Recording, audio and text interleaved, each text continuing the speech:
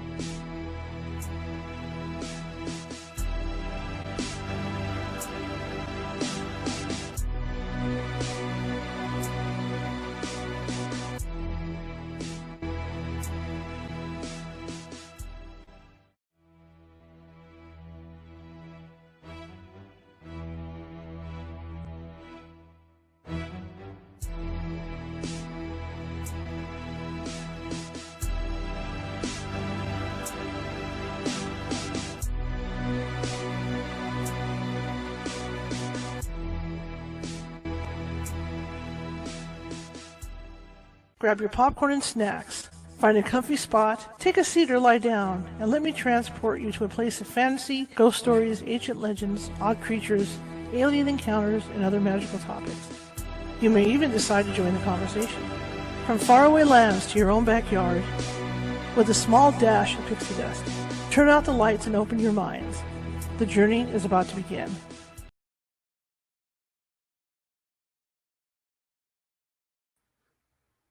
Hey guys. It started again on me. It's having issues. I don't know what his trip is. Good grief. Anyway, welcome everybody. Welcome to the show. What is this? What is going on here? Okay, let me get this off the screen. I don't know why it's been doing this. Okay. I don't know why it's been doing that. It's been the last couple times. I think it's possessed. Anyway, welcome. My name is Charlotte. I'm going to be your host for the next hour. I'm also the owner of the California Haunts Paranormal Investigation Team based out of Sacramento. We're 45 strong up and down the state, which means if you have a paranormal need or you think you have a paranormal need, we can get to you. Test my audio here. There we go. Just making sure my audio is working. I'm hard of hearing, so even with the headphones on, we can get to you. It may take us a day or two because California, believe it or not, is a huge state. A lot of wide open spaces. But we do have psychics on staff who can call you, and you can do a consultation with them. And in the majority of the cases, they can calm down the activity, wherever you may be until we can get out there. That's what helps. And sometimes we can even do it remote, help you remotely over the phone. Just depends on the circumstances. Anyway, I want to welcome you all. If you're watching from Facebook today, please be sure to hit that follow button if you haven't done so already. And also, what I want to see is show me some love. Show me some thumbs up. Show me some smileys. Show me some hearts. Because what that does is there's a certain algorithm that Facebook and YouTube have, and that goes for YouTube as well. And the more of this you do, the more happy faces and all that stuff you do, the higher it puts us in the algorithm. So that means not only do you guys get to hear and see us, other people who may not be aware of the show get to see us come up in their feed. So that helps. That helps a lot. It does. It helps a lot. Also, if you're watching from Facebook and you haven't done so already, please be sure to follow. We're always looking for followers. You can do that on either my main page or you can do that over at the California Haunts Ghostly Events page to follow us. Same thing with YouTube. If you're watching from YouTube and you haven't subscribed already, be sure to subscribe. And you know what? While we're doing the show, if you like what you hear tonight, and there's other people in your house, maybe your father's sitting on a couch watching a baseball game or something, eating a sandwich, say, hey, come here. There's this little show I want to share with you. And who knows? They might come in. They might like it, right? So please do that. Like I always say at the end, if you like the show, share it with 5 people. If you hated the show, share it with 5 of your enemies. We're looking for people to watch us. If you have, like I said, if you haven't done so already on YouTube, be sure to subscribe. We have over 631 videos over there, and they're all different topics. I do not cover just paranormal stuff. Like tomorrow night, we're going to be doing our monthly thing on the my mouth doesn't want to move, on the opioid crisis. So there's different things, and I know next week we're going to be doing something on Eddie Gein. So we're going to be doing something on him. So I'd like to vary it up. I'm a journalist, photojournalist, and I cover just about every beat there is, and I like to vary it up. Just like what I'm about to say, right? I was a sports editor for 3 years, and I'm bummed. The Oakland A's, everything got approved. It looks like it's going to final approval tonight with the Senate in Las Vegas, and they're gone. They're gone, and I've been an A's fan since I was about 5 years old, so it's really a bummer for me to see them go. I used to make it a point to go to opening day at the Coliseum every year. And I remember one year when they were in the playoffs against the Red Sox, and I had just recovered from triple pneumonia, and I dragged myself out there the day after I felt better. I dragged myself out to the Coliseum to watch it. So I'm really bummed about it. I'm totally bummed, and I'm just one of those people. I cannot be a Giants fan. It's not going to happen. So I'm done. So as far as baseball in my life goes and watching it on TV, it's over. I'm not going to pay extra for a package for a team that's in Las Vegas. So that's done. I got that out of my system. So anyway, welcome tonight. Our old friend Lynn Monet is here. She's always fun to talk to, and she always has some great stories to share. And so it'll be interesting tonight to talk with her. Also, if you're interested in investigating the paranormal, I've actually got openings on my team, and I'm going to be training people. But the way I train people, we're not like other paranormal groups. We're a fun group, but we're not like other paranormal groups. So, there's a bunch of training you have to go through, and that's it's over at Meetup. You can sign up for that if you feel like you want to join a team. But you're going to have about a 3-hour to 4-hour training class that teaches you the equipment. It explains everything about the equipment, explains about our procedures, how we do things, and why we do them and all that stuff. And then once you get through that, if it's something you still feel like you want to do, then we'll take you on an investigation with us. And that way you can meet our team, and then the team members will evaluate from there. And then, that's part of a trial period thing. And then we'll put you on the team, right? But it's just something that we're very meticulous in how we train people. And we're very meticulous because when you're going out to somebody's house, you are dealing with their mental state. Okay? I mean, not everybody is into seeing ghosts and stuff. Maybe something like when I was on Lynn's show a week ago, we talked about that, and I talked about how there was this old woman that was seeing what she thought were ghosts in her house, and it turns out that she had some kind of medication change, and it was causing her to hallucinate. So that's what we look for. So we're very meticulous. I have lawyers, I have police officers on my staff, I have mental health people on my staff. So I mean, I've got a really rounded staff, and nurses and everything else, in order to get down to the bottom of what's going on in people's houses. So it's not just go out, ha ha ha, there's a ghost. It's go out and look for normal stuff that could be causing the issues. And then when we get through all that, and we've looked through all that, and we can't find an explanation, then we look towards the paranormal for stuff. So it's very meticulous. So if you're interested in joining our team, check out, go to California Haunts Paranormal Investigation Team Meetup page and sign up over there. Okay, and then we can get you to classes. All right. You can find California Haunts on Facebook, of course. You can find me on Facebook. You can find me over at Instagram under Ghosty Gal. It's all lowercase. You can find me over on TikTok under California Haunts. You can find us on Cal Haunts on Twitter, and you can find us at Cal Haunts on Twitch. Okay. I'm out of breath now. I'm going to bring Lynn in. She can talk for a while. Here we go. Hey, Charlotte, how are you? Hey, what's up? How are you? I'm doing great. Hey, everybody. And she's a big deal. So don't forget to subscribe, give it a thumbs up, have your mother get on her phone and give it a thumbs up. And I would like to get ready here for the drum roll. Tonight, during the time of this show, anybody that makes a $20 or more donation to California Haunts gets a free book of your choice from Lynn Monet, an ebook of either Omnipresent, which is a story it's the first story of a 5 series. The three of the books are written. The third one's in editing. The first one's about a haunted house that was so haunted that I was never able to move into it. The second one talks about what happened next, mental illness and addiction and attachments and all of those funky things, orbs and things like that. The third one is 111 Becadon Drive, and as I said, that one's in editing, but if you choose it and you don't mind waiting a little bit, you'll even be able to get it before it comes out as a book. So it is kind of a big deal. Then there's Colors of Heaven, which is a story about death, dying, and afterlife, hoping to take the stigma off of death and dying. And then I've got The Gap.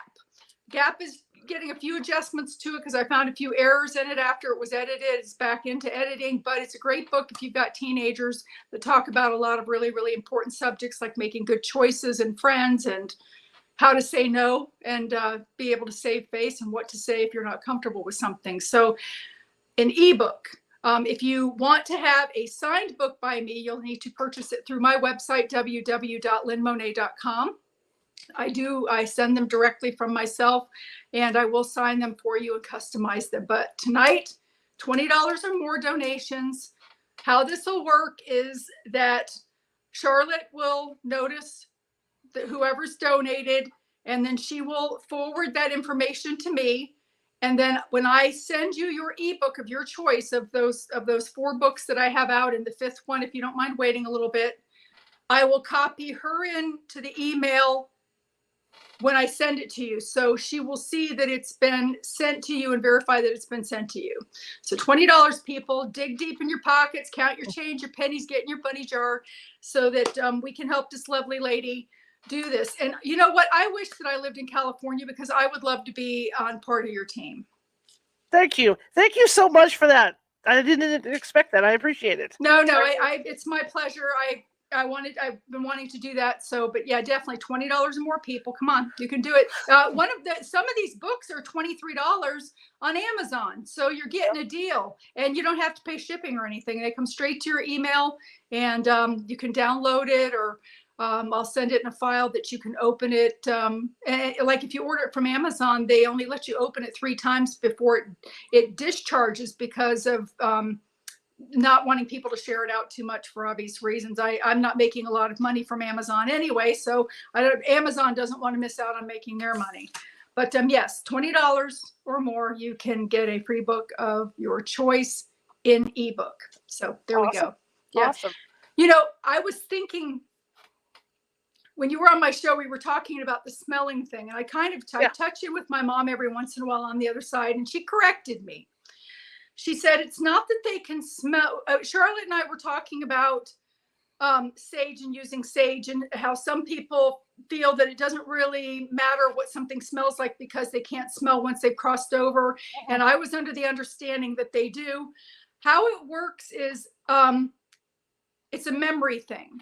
Like my mom comes through every once in a while, and there was one time she's crossed over, she had cancer. And I asked her, I said, hey, Mom, gee, don't you ever miss the taste of potato salad that you used to make, your barbecued ribs, your brownies?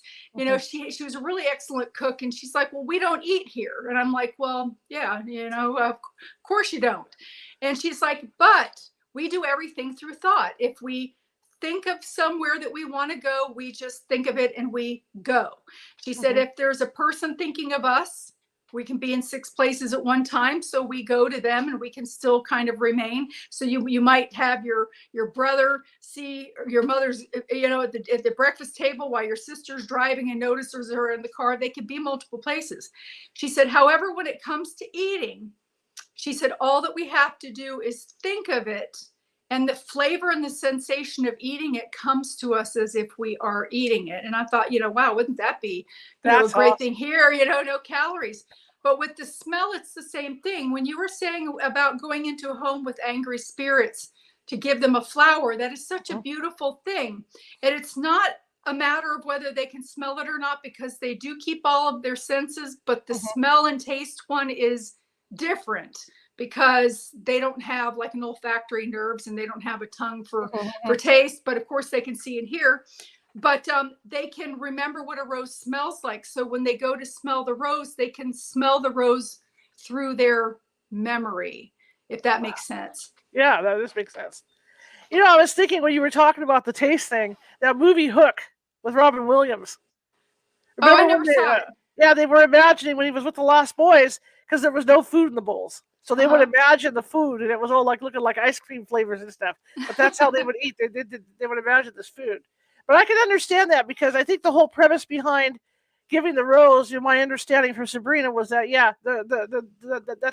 that's a trigger for them to calm them down, because it's something they enjoyed, enjoyed in their life. So that's how they would smell, like you say. And that's fascinating. It's a kind, loving gesture also, and love always outweighs the other things. You can soften up even an angry spirit. Either one of 2 things will happen. You'll repel them and they'll go away and bother somebody else, or it will shift their energy and they will soften that way. And as Charlotte and I've talked about too, it's a matter of going in with respect, remembering that you're in their home and their territory. And how would you want to be treated, and how would you react if some stranger comes walking into your house and is asking you to touch Blinky over and over, and treating you like you're ignorant, even though some people that have crossed over have very, very high educations. They just chose not to cross over for whatever reason. So it's all important. But and anyway. that point you just made is really good too, because like there's some hotels up here in the Gold Country, and back east, you guys back east have it better because it's older. For further you get over to Salem and all that stuff's old. Over here it's 1800s. It's not. To us it's old, but for everybody else it isn't. But there's a lot of cases in older hotels when people buy them, and they decide to paint or put wallpaper on the walls. They'll leave for a while, go have lunch, come back, and all the wallpaper's torn off. Yes. Because they remember it the way that it was. And any kind of renovations or anything that started for change, sometimes if they're sleeping in the walls or something even, which happens, it awakens them. Mhm. So, and even if you tear a house down and build a new one over the top of it, if that ground is haunted, because it's about the ground that it's built on more so Right. than the home that you live in, um, that new house is going to be haunted with the same, with the same ghost. So, Absolutely. and to them, even though you've torn the house down and you've built this new house over the top, they're still seeing it the way that it was when they Mhm. were alive. Mhm. And you're invading their space. And that's another good point you brought up. I've been out with psychics on my team, and when we talk about the house as it was when they were alive, some psychics can actually walk through a house and see it like it was. And I have some funny footage. It's not funny to them, but it's funny to me. Of Mm-hmm. people walking through old buildings and they walk right into a wall because there was a door there. You know? It's not That, funny to them, but hell, you laugh like crazy because that's what happened. Because yeah. that's what it is. Yeah, no, that's very, very true. I mean, I've even seen spirits that I was in a house one time, and it was a house that had been built over an area where there was farmland or something, and there was this one ghost that would, or whatever essence of that person was left, would go over, it looked like with a bucket almost, to one of those pump water spigots, and she would go over and she would pump the water and then carry it off. And here we are standing in these people's living room, and then I mean, she walks right through the wall to go on about Right. whatever it is that she's doing. She's not Right. interested in lingering in the house. She's just going about her daily activities like Yeah. the routine that she did before. So Yeah. there's a word for that, when people can go in and see, they can see how it was before. Like if they go into an area, they can see the wagons and the horses and hear the bustling of people walking and chattering the way that it used to be. I can't think of what the word is for that, though. Right, There right, is. right. Yeah. There's a word for that. Also with EVPs, I mean, I've been in buildings. There was a house out here in Roseville that's a very populated area, an extremely populated area. But apparently, where we were close to a stage stop. So as we did the EVP sessions, you could actually hear the horses go by on the EVP, and hear the jingling from the gear. So it's kind of cool. It's kind of cool when you run into that stuff. That's what makes paranormal investigating so interesting, because you don't know what you're going to run into. It does. And the funny thing is that sometimes people ask me, they say, "Do you investigate?" I'm like, "No." I don't. And maybe I should, but I don't, because I mean, I see them all the time anyway. So, and a lot of times they find me because of the light bright. And I'm sure you have the same thing. I know that you mentioned that a famous actress in that one place that you went to that actually befriended you. I mean, she asked for you by name. Yeah, she remembered you out of hundreds and thousands of people that come through there doing investigations. Yeah. She remembered you and knew enough to ask your friend where you were. Yeah. It's So interesting. It's a fascinating field to get into, but it's also frustrating as well, because for those of us that believe and have seen, trying to bring that out forth without somebody else who doesn't believe, and I have debunkers on my team. I mean, it's all part of that, because we have to do an even investigation. But sometimes you get people that just don't want to believe no matter what, and that's what makes it frustrating. It does, and that's a really good point that you made, Charlotte, about the believing. I actually I had pendulums. I had at Christmas time, I was giving friends out these beautiful peridot pendulums that I was giving them for their Christmas presents. And I had a couple of extra ones, and this one girl came by that saw me working with one, and I asked her, I said, "Do you want to know, how many children you're going to have?" And she said, "Yeah, well, she had one child already. It was a little girl." And I said, "Well, do you want to know if you're going to have any more, and what the next sequence of children are going to be?" And she's like, "Well, I don't know. This is kind of weird. I don't believe in that kind of stuff." And you know what? When I put that pendulum over her left wrist and asked, it just quivered. It wouldn't move. Wow. It wouldn't go into a circle. It wouldn't go back and forth. Nothing. And this other girl who was using the pendulum came forward and said, well, it's because you don't believe. Mm-hmm. You know, because they negate the energy, they cut it off. So it can't connect with that spiritual realm, either because they're afraid of it or because they've been taught that it doesn't exist through the way that they're reared or traditional religion and things like that. But I'm a believer. So I know what I know, and I know what I see, and I don't care who debunks it. I know what I see.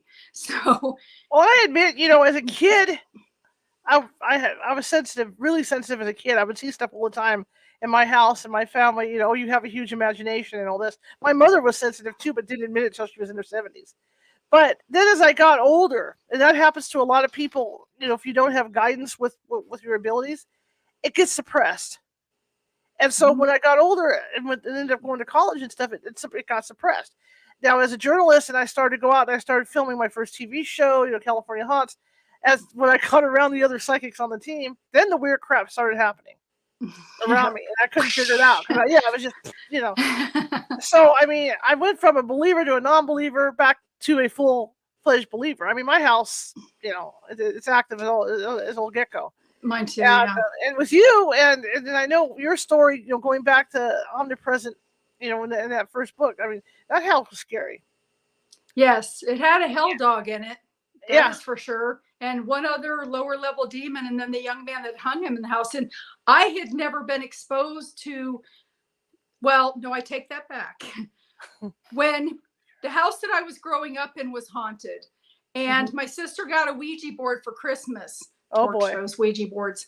And of course, the thing about Ouija boards is I personally don't use them. I would prefer to torch all of them in the toy store. And the reason being is this: there are some people that use Ouija boards that know what they're doing. They understand that portals are opened and that things can come through, and they're responsible, and they close those portals, and the Ouija boards work for them. Have at it. It's still not my thing. But to give it to a child, you have to have a driver's license at age 16 to be able to drive, and you have to be 21 to purchase alcohol or anything else. But you can be 7 and 8 years old to open a portal and let demons in. So, it's like, and they don't even realize that they're doing it. They don't realize that once that portal's open into the dimensions, that anything can come through, and if you walk off and leave it open, it stays open until somebody closes it, and most of the time they never get closed. Right. So I don't know if I mentioned this on your show when I was there. Did an investigation of this family that was really going through a lot. And one of the questions we ask on our questionnaire is, have you been doing tarot? Have you been doing this? Have you been doing that? No, we haven't done any of that. Trish, who's one of our lead psychics, she's nosy like me, so she goes opening up closets, because we're checking everything. Well, you're supposed to, yeah. And sure enough, because they had hit it the day we did the prelim, the night of the investigation, she opens up a closet. Guess what's on the top shelf? Yeah. Ouija board. At that point, we're like, hey, you know what? You should have told us you were using this thing. Yeah. Because you just don't know what you're, like Linda says. Once that door is open, boom, everything comes through, not just the nice stuff. That's right. And you don't know what spelling letters for you. I remember when I was young, when my two oldest were real little. Actually, my second one wasn't even born yet. And I decided to start trying automatic writing. Well, I quit doing that too, because I didn't know, again, the opening of the portal and the closing of the portal. And I remember distinctly being upstairs in my master bathroom taking a shower, and one of the walls was totally mirrored. So I'm in this glass shower, and I can see in the mirror, and I can see standing in the doorway this redheaded guy with a striped shirt on, big bold striped shirt and a pair of jeans. That was a ghost. And I'm like, here I am naked in the shower. And personally, if I'm going to have somebody join me in the bathroom, I want to be able to invite them, and he wasn't invited. So, it just, I realized that it opened it up, and I was then starting to notice more activity in the house. And at one point I was rocking my daughter and putting her, down to sleep after story time. And she looks over my shoulder, and I could feel this darker presence like landed on the back of the chair near my shoulder. And she says, Mama, she says, there's a kookaburra bird on your, and if you've ever seen a kookaburra bird, they're very kind of strange looking. But it was something creepy, but it was in her words, in her child, her baby words. That's the only thing that she could think of that was something ugly that, was bird-like that had kind of come in there. So I stopped doing automatic writing. That's for sure. Well, I've always had a standing rule in my house since I started investigating. I was never going to do EVP sessions here because I know what the ghosts are. I got one ghost that died before the house was even built. He had fallen. He was a fisherman, and he fell and he bled to death. So he doesn't even know he's dead. Yeah. So he's kind of gone insane. And I remember when I first started investigating the paranormal, when I would walk by my dining room, I could see him out of the corner of my eye lunging for me. Mm-hmm.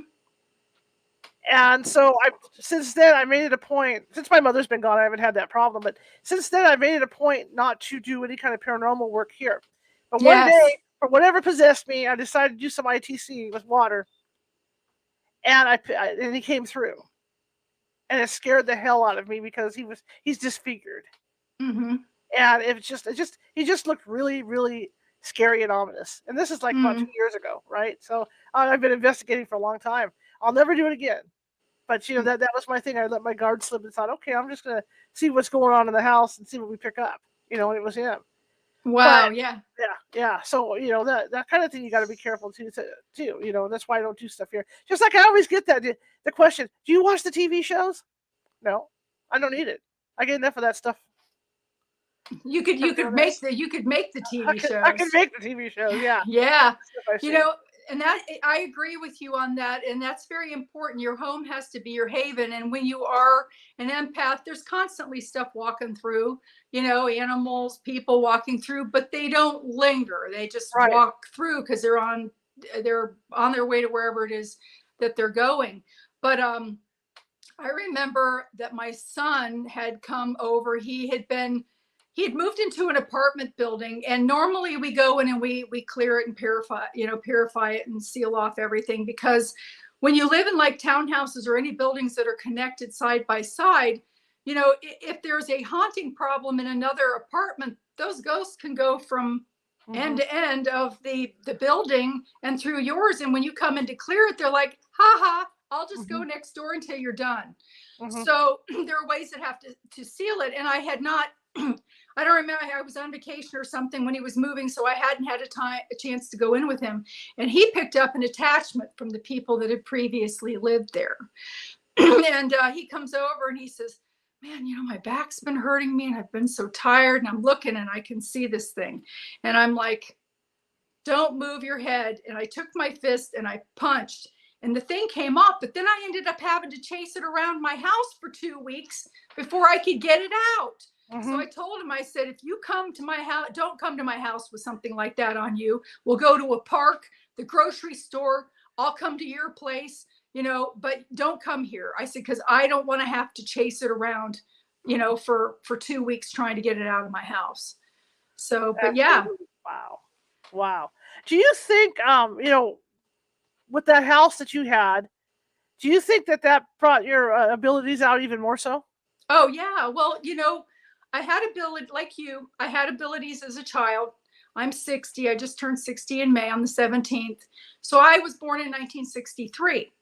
And back in those days, you didn't talk about stuff like that because everything was about the Joneses. You had to keep up with the Joneses.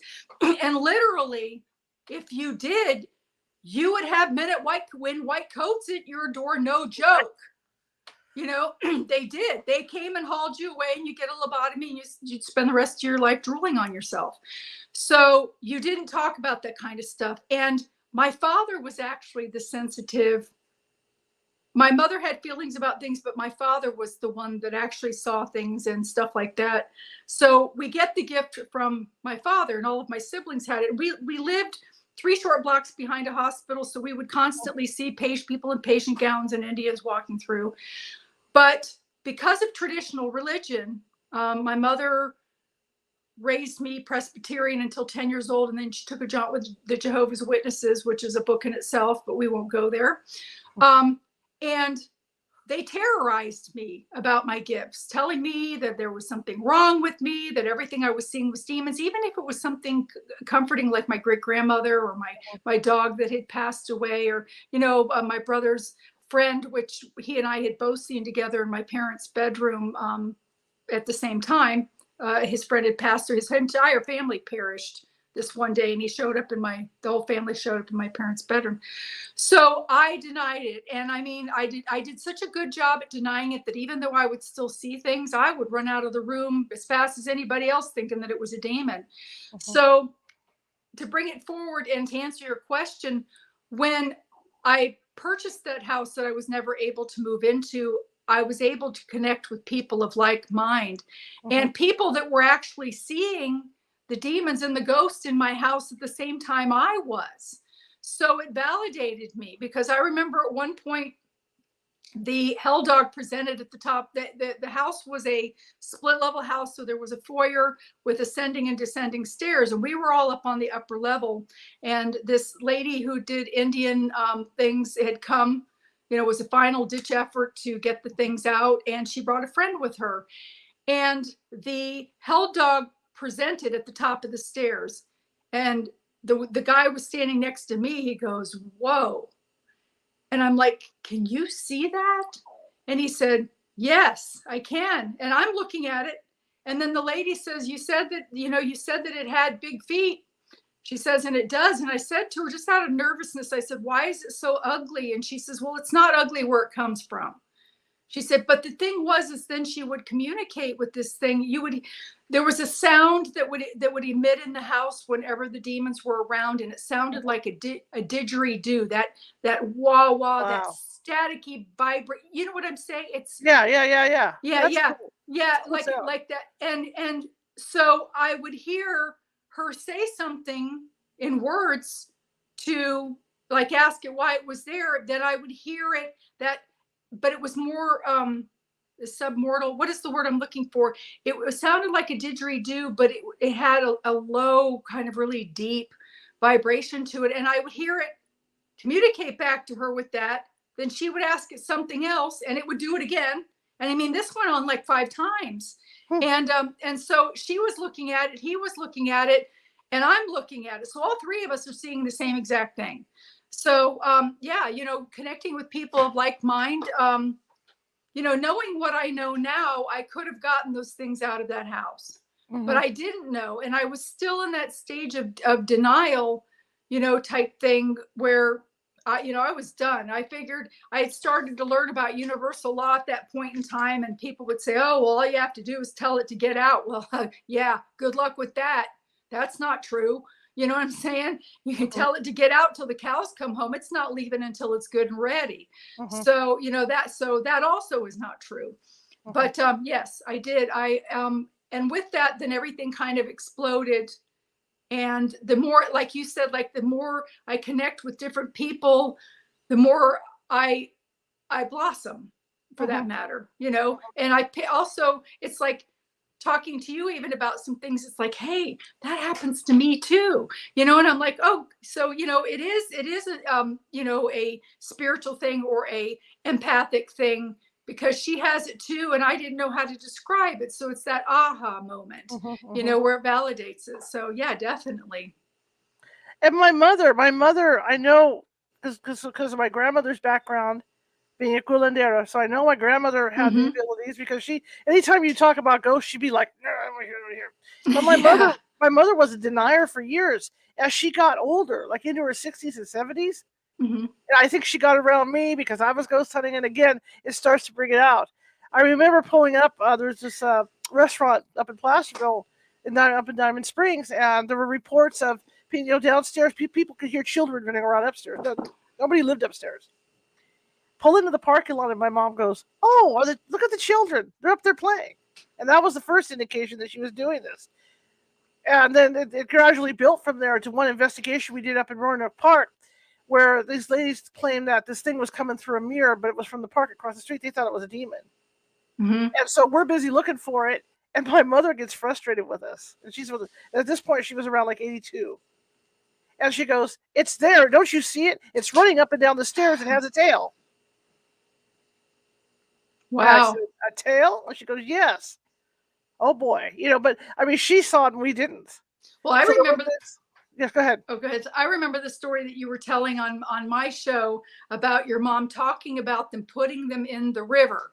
Oh And yeah, you had just gone on an investigation. Go ahead and tell that story. That's a cool story. we went to the right hotel to do it. I think it was an investigation with the newspaper, for a Halloween issue, and we had done this investigation. A lot happened during this thing. So we get done, we pack up, we go home, and my sister was here taking care of my mother. So when I got home, my mother was asleep. My sister, went back to her place, and about 3 or 4 hours later, my mother wakes up yelling, and I come down the hallway, and I says, "What is it? What is it?" She says, "They're throwing the bodies in the river. They're throwing the bodies in the river." And as things turned out, and the way the stories for the Ride Hotel was, that was a speakeasy back during Prohibition, and there were mobsters there.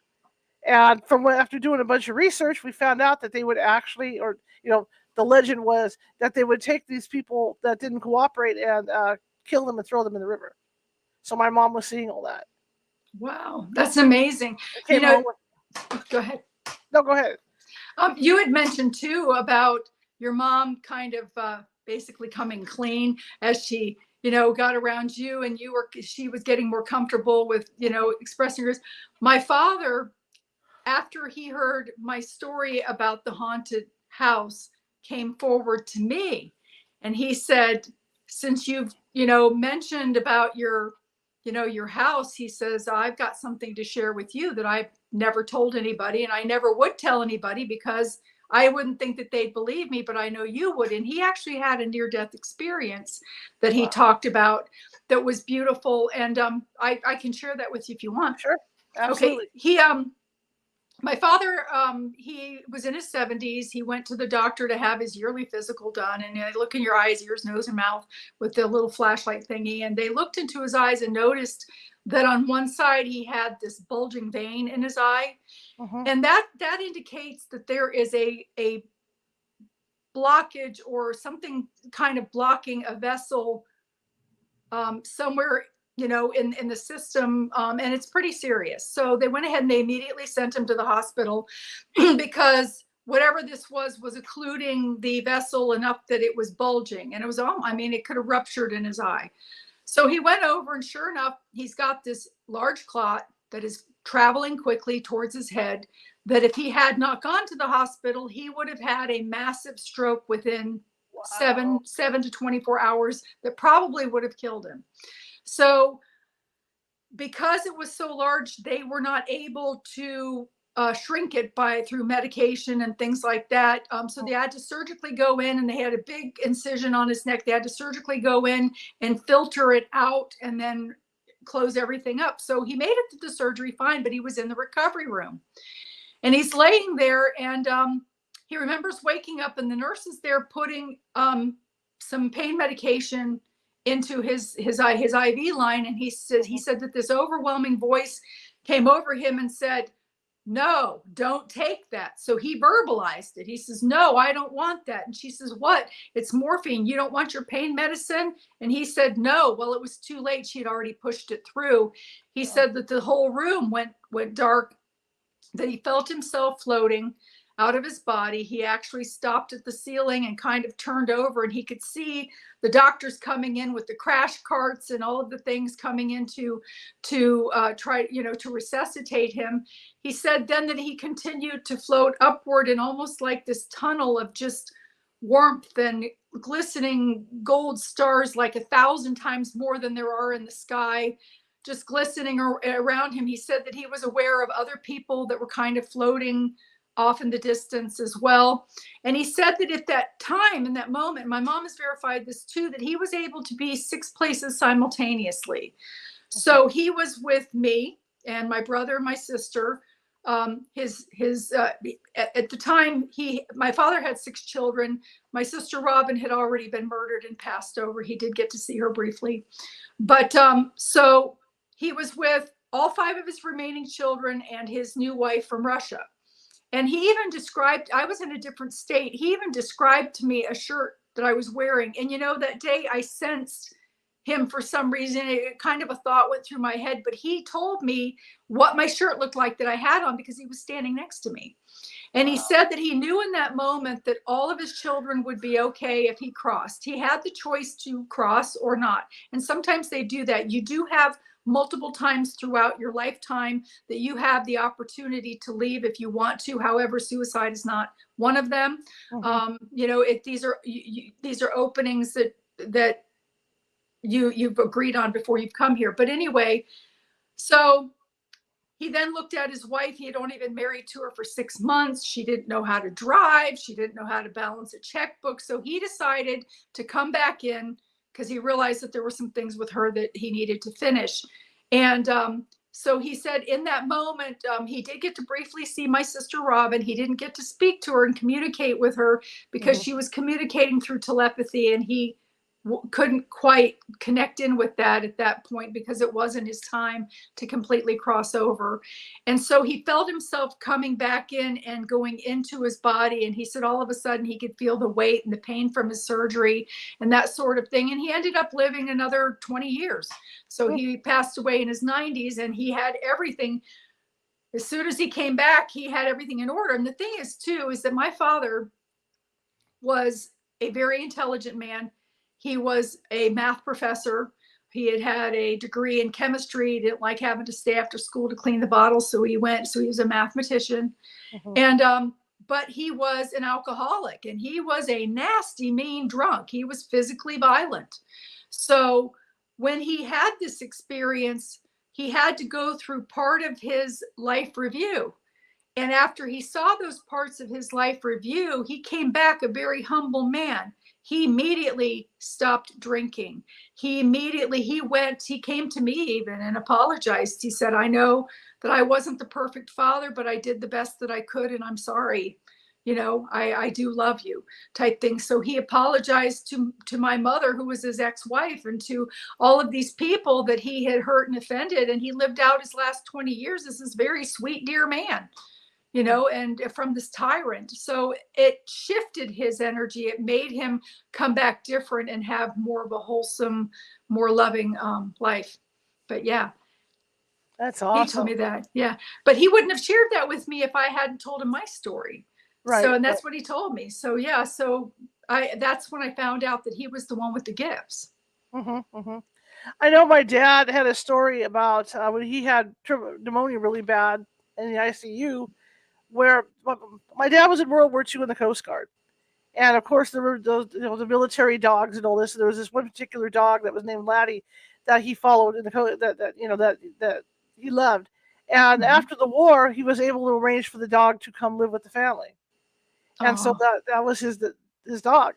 So he coded in the ICU, and he said when he woke up, or he thought he woke up, the dog was standing at the end of his bed. And so he walked over to the dog and was playing with the dog a little bit. Then they started to walk, you know, off, and the dog stopped and said, "Well, it's not your time yet." He heard a voice. And so the next thing he remembers is he remembers lying in his bed, seeing the dog turn and walk away. And then he wakes up, and, you know, of course, they're resuscitating him and all that stuff. So yeah, I mean, those stories are something, because my dad would never admit that he had any kind of abilities or anything, but he did have things happen. He did believe in it after that, you know, after that fact. Now, you've worked in hospitals, right? Oh, yes. Yeah. I've actually spent, I've been a nurse for 38 years. 38 years. 17 of that has been in end-of-life care. So I've seen a lot of people cross over, a lot of people, the similarities that are there. A lot of times, you know, they start seeing loved ones even as much as a year before their time comes to cross. But I've seen some very beautiful things that when my time comes to cross, I had a late life baby at 46, so I still have a 14-year-old at home. My 2 in my book are grown, but I want to finish my job with her. But if my time comes after that, I'm ready to go, because I've seen where they're going. And it's not that I'm depressed or suicidal or something like that. It's just, you know, this planet is dreadful. I mean, it's a very, very hard planet to live on. And we're actually seen as heroes when we cross over on the other side, because this is an education for us here on this earth. Whether you've come over as a reincarnate or an incarnate, it's hard here. So, yeah, anyway, I forgot what I was saying. I was talking about, seeing a lot of cases of yes. people crossing over beautifully.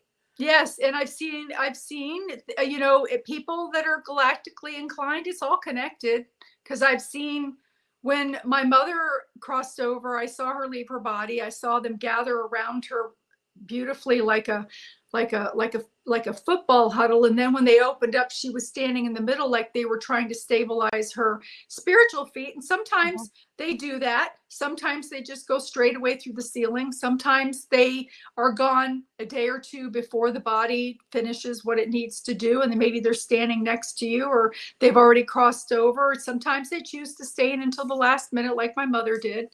And, but the thing is when the beautiful beings that had come in for her, and she was, the feeling that comes from the other side, there are no words that can describe it. There's not a feeling that can touch it. It's like the most satisfying thing that you have missed and didn't realize that you were missing it, because we don't have it here. So, you know, she had people that were approaching her, that, like my grandmother, cousins, people that I recognized, as well as people that I didn't recognize, but she did. And there were these other beings besides the angels and all of these beautiful people that were there. There were these magnificent, very, very tall beings that's heads almost not only touched the ceilings, but kind of went through. And, you know, you think about how many stars there are out there, and that there are solar systems around some of those stars that are sunshines similar to what we have here. It would be I don't want to say unintelligent, but it would be kind of ignorant to think that we're the only ones with as many stars out there. And when those beings finish their life cycles and their planets, they have to go somewhere too. So these beings, they were beautiful. They were just luminous and beautiful. They looked to be at the level of angels, but they didn't have wings. But they looked like they were from somewhere else, because they weren't from Earth. They were from somewhere else. So I'm like somewhere galactic, maybe, you know. So that's why I'm saying that it's all connected. Do you have a memory, you know, from working at the hospital and, you know, the end of life thing?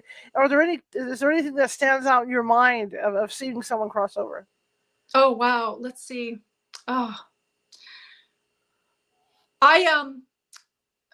did I tell the story about Abigail the last time I was on? I know I told the story about Edna, the blind lady. Yeah, I don't think so, Abigail. I don't think so. Okay, Abigail. Oh, I loved Abigail. She's such a sweet lady.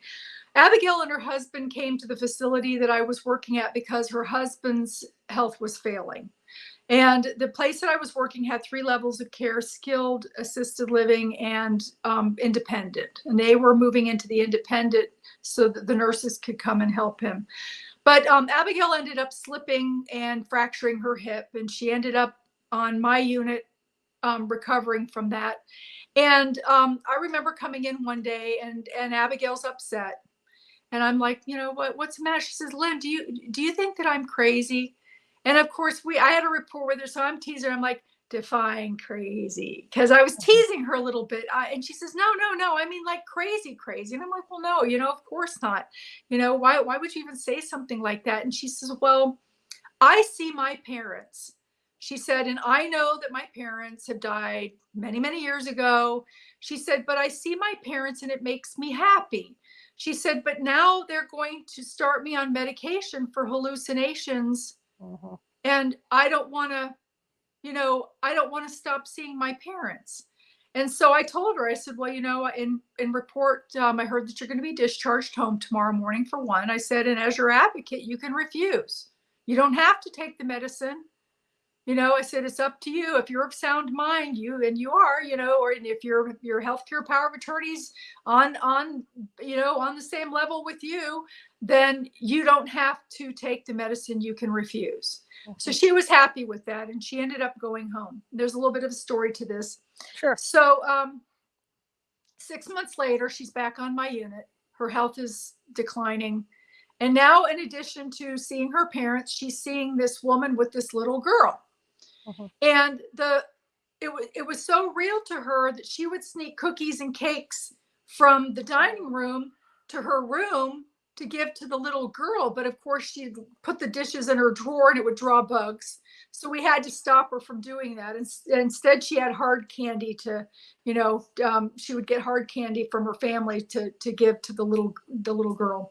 So there was one day in particular that I usually worked a night shift, but I volunteered to work a day shift for a friend of mine that needed the day off. And I came in, and all of the residents had come back from the dining room, and they were back into their rooms. And I'm getting ready. I'm going down the hallway with my treatment cart to do dressing changes in my treatments. And as I'm passing Abigail's room, I noticed that she's got this big picture window with an air conditioner like the American hotels have for anybody that's outside of the country. They're underneath the windows, and a recliner sitting off to the side. And she was leaning forward with this yellow butterscotch wrapped candy.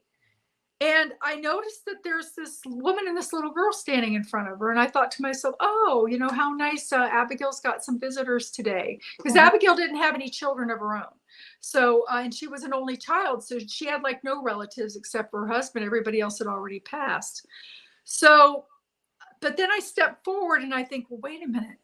I don't remember those people signing in at the desk. And you have to have a head count in the building just in case there's a fire or something, so that they know how many souls to get out of the building. So I stepped back and I knocked on the door frame, and she asked me to come in, and I walked in, and there's nothing there. But I can see the energetic waffling to the air, like just right over here from me. So I knew that the spirits were still there.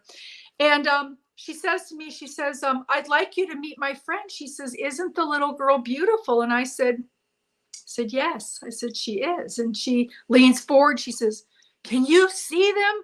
I said, yes. And she said, don't tell anybody. They'll think you're crazy and put you on medicine.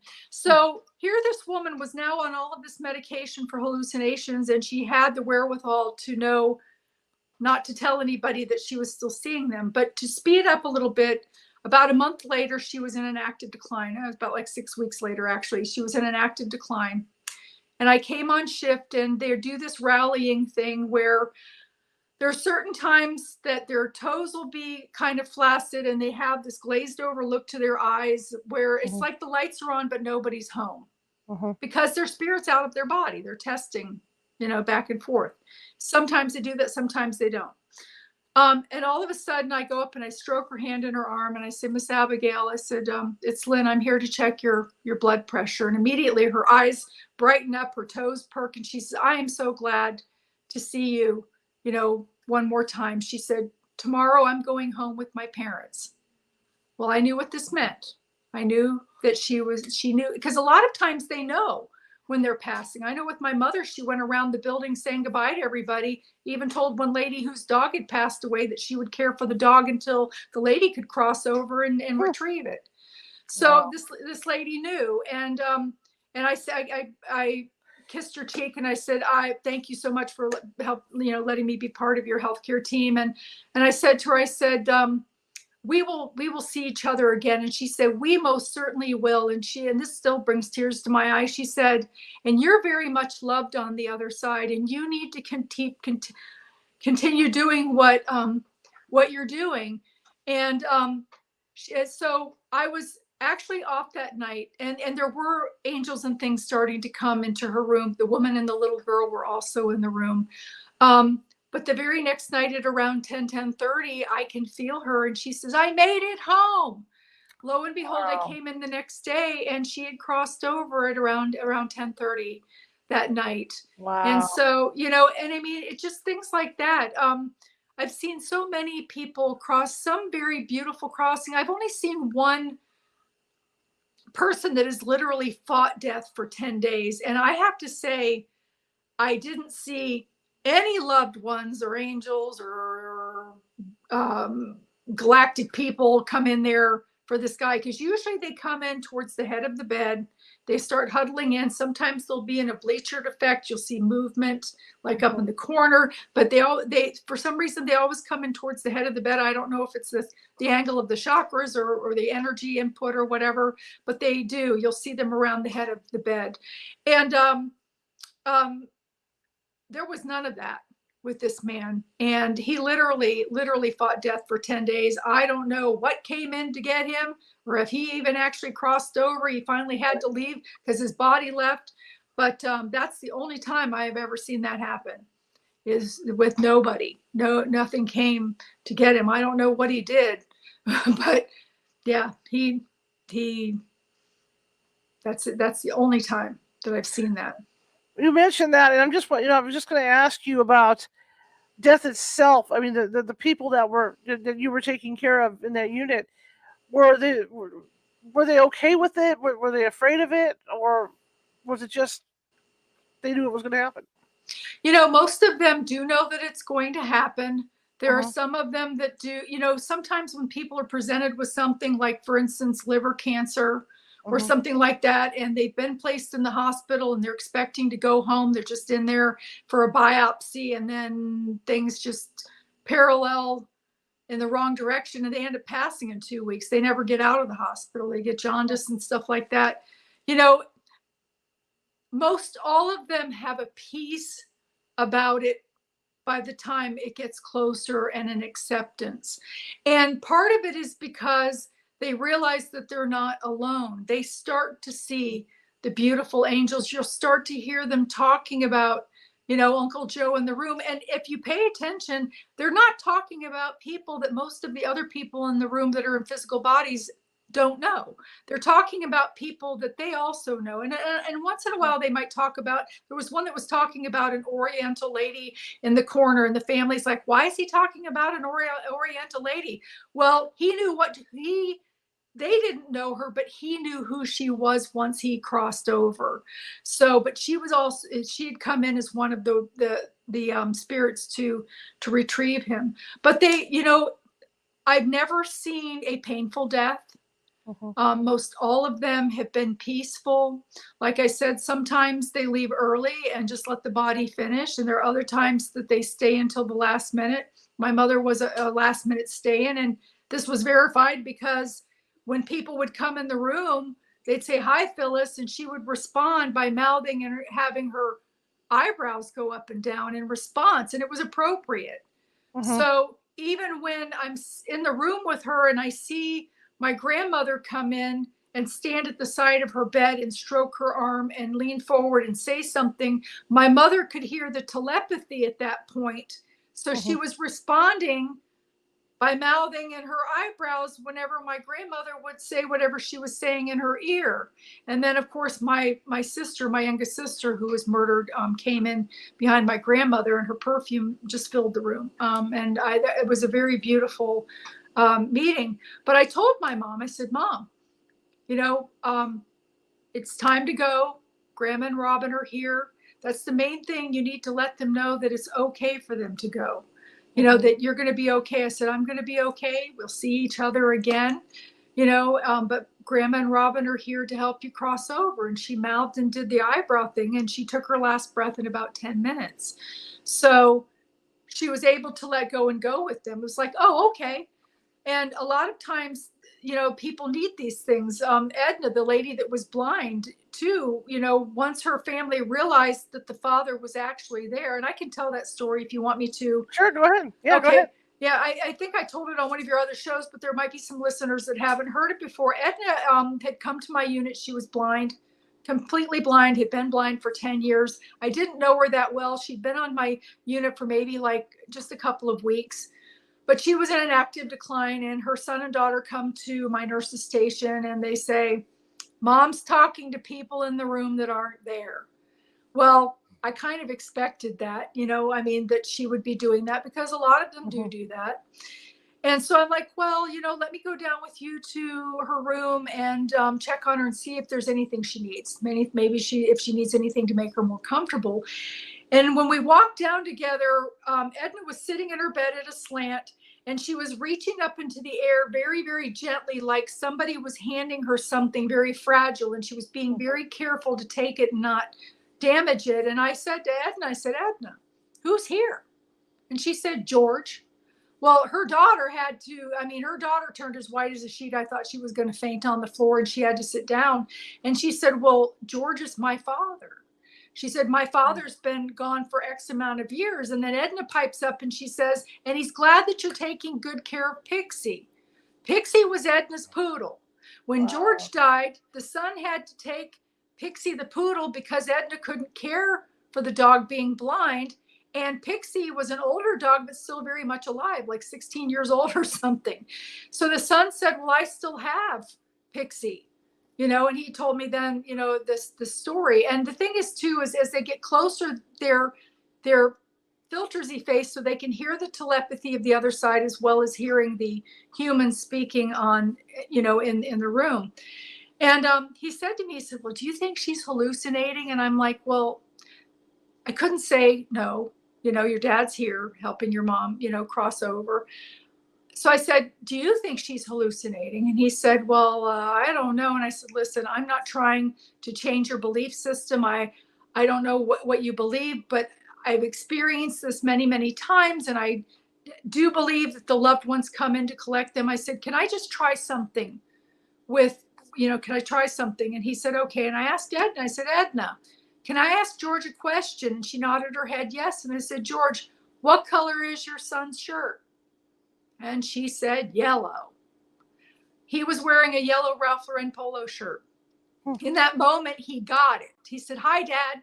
He realized that it would have been impossible for his mother to have known what color his shirt was, and that the father must have been there. And that's the thing. So many people during that time of transitioning for loved ones, where they have the filters effacing for the telepathy and they can still hear the verbalizations in the room, people miss a very, very special time that they can communicate with those on the other side themselves through the person that is transitioning. So you can ask Uncle Joe what he did with the clock, or buried the money, or what he did, and if they are present in the room, they will be able to respond to her. If they're not present in the room, you can ask the spirit that's there to get them if they are able to, and they'll tell you, we can't get him, he's doing something, and not to overwhelm also the person transitioning. You need to ask, one question or two questions and kind of let it go at that. But a lot of times you can get answers to your questions. I mean, not only that, how many times have you heard somebody say, I wish I could just tell so-and-so I love them one more time, or I'm sorry, type thing. This is your chance to do it and to get a response, to know that they actually heard you. So yeah, it is a beautiful time, but everybody's so into their sadness and grief. We don't die. We don't die. I mean, ask Charlotte. She chases ghosts around all the time, and we don't die. We are made of energy and water. I mean, we have a synapse in our heart that sparks under a microscope.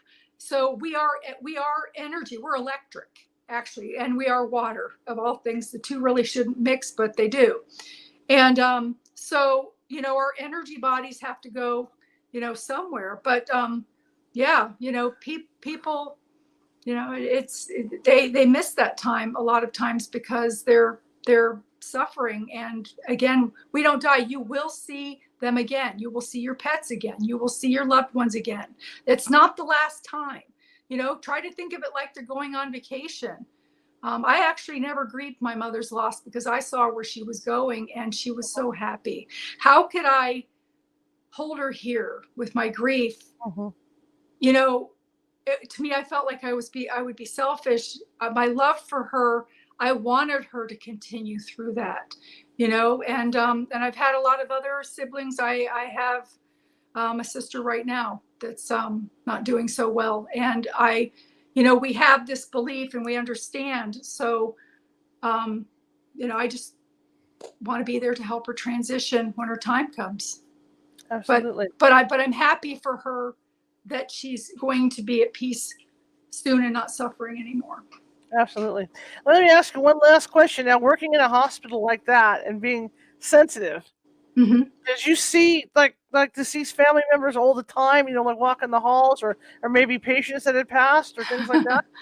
It's not all of the time, because sometimes when you're hyper focused on, like, I'm passing meds and I need to make sure that I've got the right pills in the right cup kind of thing, sometimes you'll see little things passing in your peripheral vision, but you're able to ignore them. But there are other times,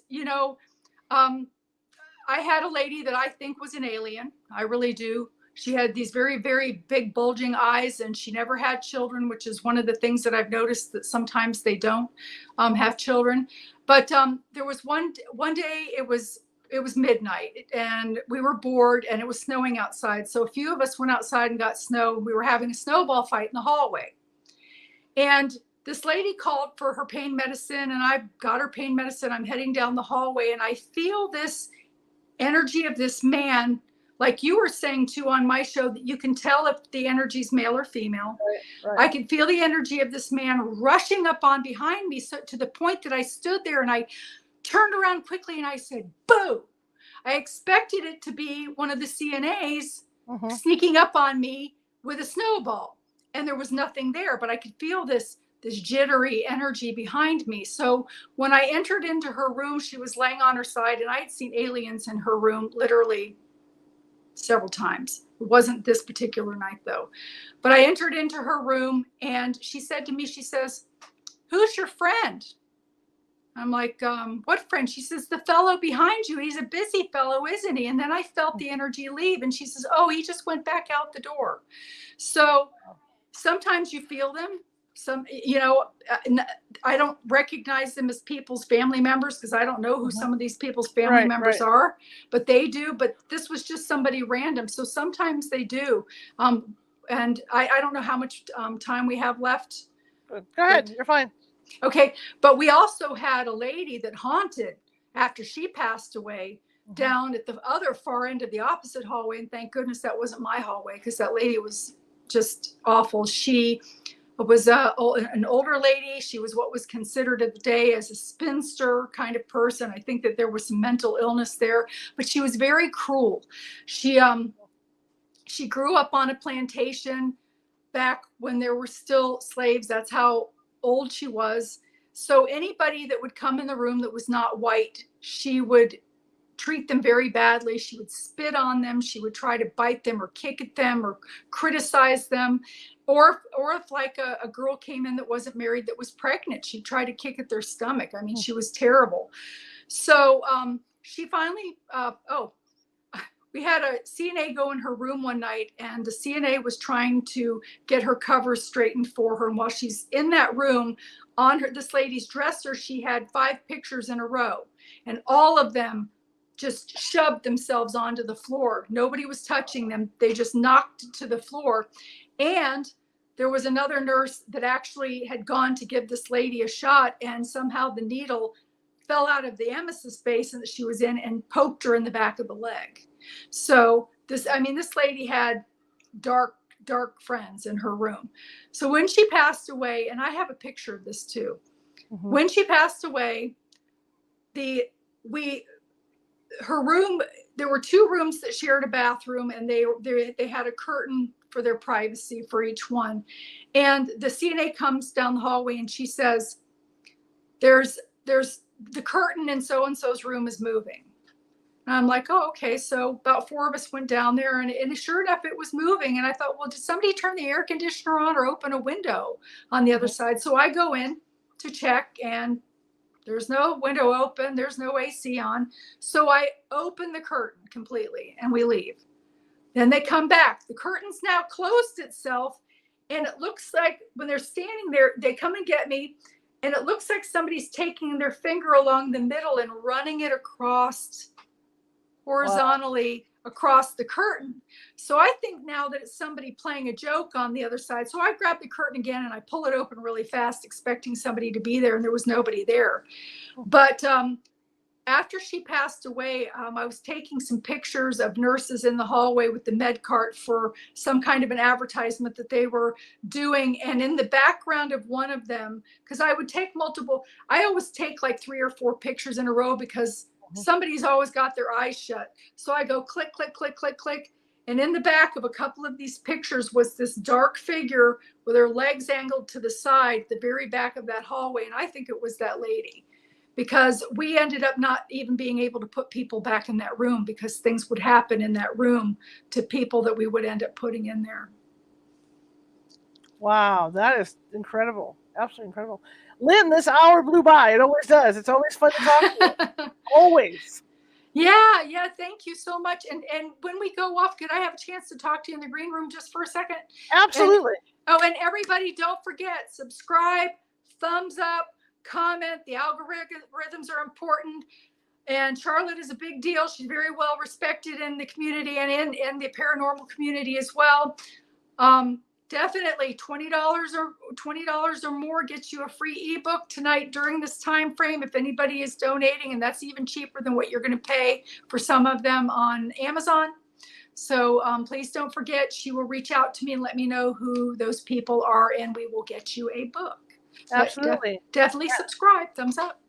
And the address for that, if you guys do want to do that, which is a great deal, like Lynn says, you donate $20 to California Haunts or more, and you get a book. Okay, so it's a good deal. Yeah, so what it's you an want ebook. to do, yeah, and what you want to do if you feel like you want to do that, because Lynn, her first book is incredible. The house she was living in, or not living in, but went to move into. Oh my God, gave me nightmares. Gave me the willies. The first time I heard her on another show talking about it, I had nightmares. But you can do that at paypal.me at California Haunts, or paypal.me/California Haunts, or you can do it at Venmo, which is just California Haunts. So, all right, okay. And also document for Charlotte which book you want. So when she forwards it to me, then I can get you the ebook and forward it with her copied in. So there are 2 of us verifying that we are sending the book out to the correct person and that you're receiving it. So yeah. And thank you so much, Lynn. I really appreciate it. Oh, you're very welcome. It's my pleasure. It's always great to have. How can people find you? Oh, www.lynnmonet.com. I also have my own podcast. It is Synchronicity, the Next Level Paranormal, which is not the 101 class. It's definitely advanced, just like Charlotte's is too. We're not here to convince you that there's poltergeists and Bigfoot and aliens. We already know that all of that stuff exists. So we kind of start there and go forward. It's on Tuesday nights at 8 p.m. Eastern time, 7 p.m. Central time. And of course, it's an hour off going in the other direction. I think it's at 6. Is it 6 or 5:30 in California that you came on? Was it 5:30? 6:30. And that's Pacific time. I'm also on Journey Through the Gate on the last Sunday of every month with Cisco. And I've got a couple of shows coming up. My schedule can be found on my website as well. I actually need to go on and update it. I've had some things going on and I have been a little bit lax on that, but I will. And also on my podcast, you can see what's coming up for me next as well. I am taking appointments for, I'm going to start doing some readings and classes. So please reach out to me at Omnipresent, OMNIPRESENT.book, BOOK@gmail.com. Fantastic. All right, Lynn, it's been fantastic. I'll see you in the green room. Okay. Have a good one. Bye, everybody. It's always fun to have her on. She's great. We've become friends. It's funny how that happens with this show and the people I've met. But there's only certain people that I've become friends with, and Lynn happens to be one of them. Okay, tomorrow I'm taking you guys through my journey as I go through this whole opioid epidemic with my back problems and stuff. And so I had a visit with the nurse practitioner yesterday. And so in fact, I told her yesterday that I was doing this. So it's all in the open. It's not like I'm going behind their back or anything. So tomorrow, Karen Clark and I will be here to talk about that and to talk about what progress was made, if there was, and what's going on with that. And then we're going to talk about some other statistics and stuff that I have been doing research on. I've been burying myself in research, and there's just so much out there. And like I said, all I'm trying to do is let the public know what's going on with it, because you're getting one side of the news story, but you're not getting the other. About what there's the CDC side, and then there's the Fed side, and then there's the patient side, and that's what I want to show as a nice balanced thing like that. So that'll be tomorrow at 6:30 p.m. Pacific. I want to thank Lynn once again for coming on. I really appreciate her coming. And as usual, if you like the show, share it with 5 people. If you hated the show, share it with 5 of your enemies. Equal opportunity here. Also, like Lynn said, if you haven't subscribed already to YouTube, please be sure to do that. We have lots and lots of shows over there for you to peruse. And the same thing with Facebook. If you like what you saw on Facebook, be sure to follow. Be sure to follow. And check out Lynn's show, too, while you're at it. Check out her show. Okay? So I'm going to call it a night. And I thank all of you for coming. And I really appreciate it. I will see you guys tomorrow at 6:30 p.m. Pacific. My button pushed here. Have a great time.